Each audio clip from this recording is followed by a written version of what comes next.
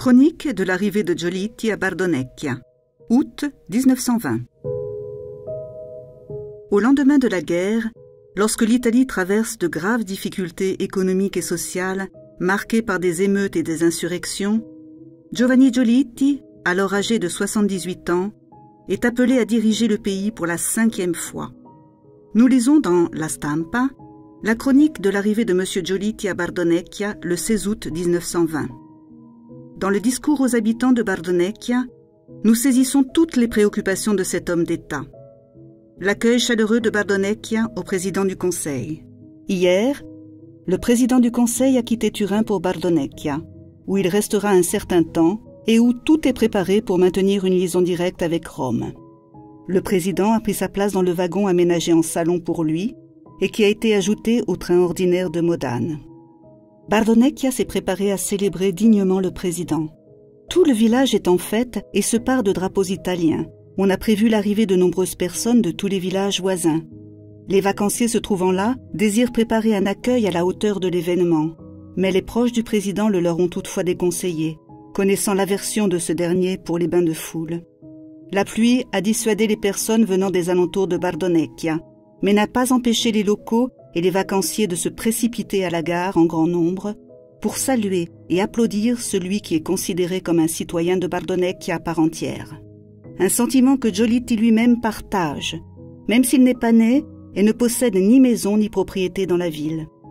Dès l'arrivée du train en gare, une foule en liesse de tous âges et conditions entoure le wagon présidentiel pour accueillir chaleureusement l'homme d'État.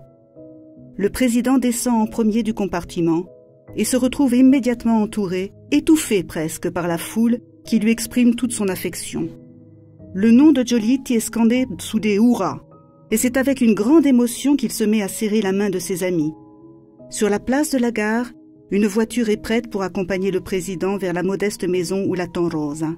Cette petite maison, que Giovanni Giolitti loue depuis longtemps pour y passer l'été, appartient au secrétaire municipal.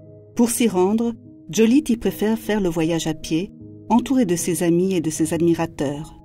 Il traverse ainsi tout le village, alors que la foule se fait de plus en plus nombreuse malgré la pluie qui menace. Sur son passage, tout le village est en fête. On voit des drapeaux partout.